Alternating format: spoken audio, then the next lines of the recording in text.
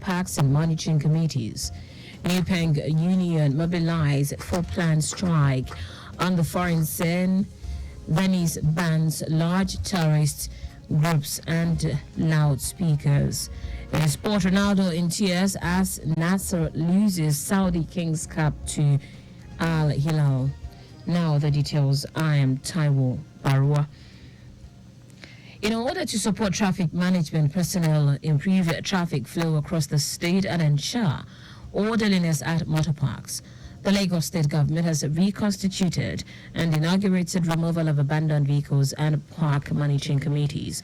Speaking during the inauguration, the Special Advisor to the Governor on Transportation, Sholagiwa, stated that the removal of abandoned vehicles committees' primary responsibility is the prompt removal of all abandoned and disused vehicles obstructing traffic and posing security threat to the metropolis. Giwa said the Park Monitoring Committee's responsibility is to ensure orderliness across parks, prevent use and sale of alcohol and other related substances in the park, and clamp down on illegal parks and illegal commuter operations, among others. He reiterated the state government resolve to ensure the free flow of traffic and other safety of lives and property in accordance with the Transport Sector Reform Law TSRL 2018. On his part, the Permanent Secretary Olawale Musa urged committee members to adhere strictly to the rules and regulations guiding their operations, ensuring them that all necessary tools to embrace their performance would be provided. He enjoined members of the public to cooperate with the committee while discharging their responsibility, saying that any misconduct by committee members should be reported to the ministry's complaint numbers on 090 20 004000 or 0902 00090000. The Lagos State Domestic and Sexual Violence Agency, the SVA, has made a call to schools to encourage more boys to be members of the King's Club of the Lagos DSVA to become part of the change for taking SGBV cases to the barest minimum in the state. The Executive Secretary, the SVA, Titilola Vaivadini, said the agency is catching them young through the curative initiative. The program covers child rights, sexual and reproductive health and rights, gender-based violence, gender equality, tenacity and resilience, and more. The Latif Jakonde Leadership Academy, LJLA, has recorded a high turnout for its 2024-2025 cohort applications. A total of 12,517 registrations were received, reflecting the growing interest in leadership and public service among young Nigerians. The second stage, a computer-based aptitude test, CBT, offered flexibility to candidates by allowing them to choose between taking the test physically at the JKK House on Ikorodu Road, Lagos, or virtually from the comfort of their homes. Following the CBT, successful candidate will proceed to the next stage, which involves a written communication essay. This phase will evaluate applicants' writing skills and their understanding of leadership and nation building, essential qualities for the future leaders the academy aims to groom. And now to the rest of the stories. The Nigeria Union of Petroleum and Natural Gas Workers, NUPENG, has directed its members to comply with the directive of the two-day labor centers to begin an indefinite nationwide strike on Monday. NUPENG General Secretary Falabi Olawale, in a statement, said the union is committed to ensuring total compliance with the directive.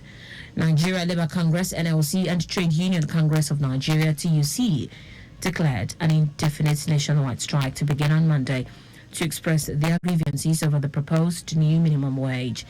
In a joint statement signed by NLC President Joe Ajaero and TUC President Festus Osifo, the centers declared the strike over the tripartite committee's inability to agree on a new minimum wage and the hike in electricity tariff.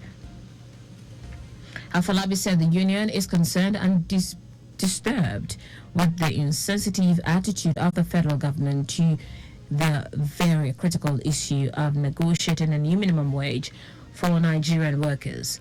The National Union of Electricity Employees, NUEE, also said it is mobilizing its members to embark on the strike following the directive of NLC and TUC. A total of 70,603 candidates have sat for the 2024 National Common Entrance Examination (NCEE) conducted by the National Examination Council (NECO) into the 110 Unity colleges nationwide. The registrar of NECO, Dantani Wushishi, said this while monitoring the exercise on Saturday at Model Secondary School Maitama and Government Day Secondary School Wusi Abuja. Wushishi said the examination was conducted in 599 centers across the country. The NECO bus attributed the low registration in 2024 to economic factors, as the exam body had slightly raised the registration fee, and parents who are grappling with the effect of the economy were responsible for sponsoring candidates at this level. On her part, the Permanent Secretary, Federal Ministry of Education, Didi Wilson Jack, who gave a general assessment of the conduct of the exercise, expressed satisfaction with what NECO has put in place to ensure a smooth and seamless exercise.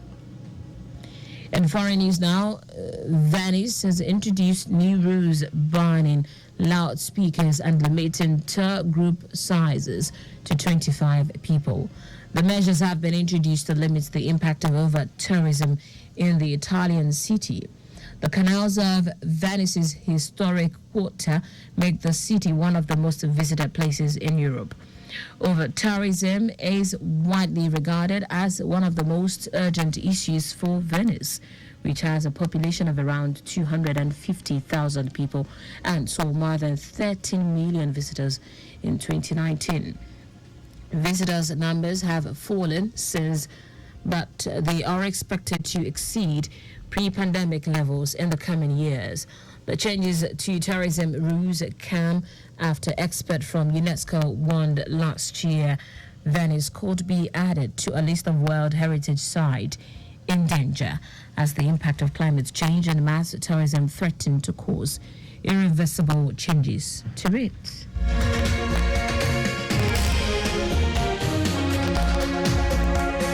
In sport now, Cristiano Ronaldo was in flood of tears after his Al Nassr side lost the Kings Cup final to Al Hilal on penalties, extending his Saudi Arabian trophy drought.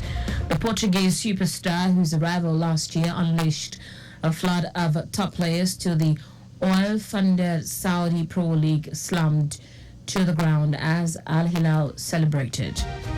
In a tempestuous match that saw 3 red cards, including one for Al Nassr's ex-Arsenal goalkeeper David Ospina, Ayman Yahya scored the 88 minutes to cancel out Al Hilal's early strike through Alexander Mitrovic.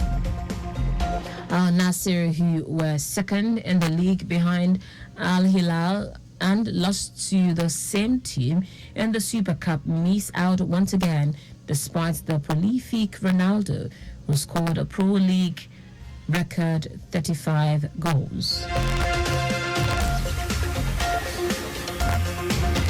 That's it on the news at 6, but just before we go, speed thrills but kills. Please do not drive beyond specified speed limit. You can follow us on like all our various social media platforms: X Traffic Radio 961, Instagram Lagos Traffic Radio 961. Subscribe and watch our news and programs live on YouTube, Traffic Radio 961. You can also visit our website, trafficradio961.ng. Did you know that's the Somolu administration injected 100 high medium capacity buses for standard routes? You can get more details on the Lagos State Government website. To end the news, here are the highlights of the major stories. In order to support traffic management personnel, improve traffic flow across the state and ensure orderliness at motor parks, the Lagos State Government has reconstituted and inaugurated removal of abandoned vehicles and park monitoring committees. The Nigeria Union of Petroleum and Natural Gas Workers, NUPENG, has directed its members to comply with the directive of the two labor sectors to begin an indefinite nationwide strike on Monday. We also told you that Venice has introduced new rules banning loudspeakers and limiting tour group sizes to 25 people.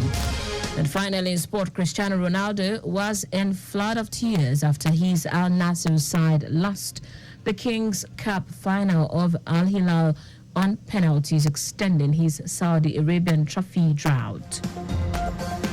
For contact with the newsroom, send a message to info@trafficradio961.ng. That ends the news broadcast compiled by Coyote Mafolashiri. I am Taiwo Baruwa. Thank you for listening. Good evening. Have you ever been stuck in traffic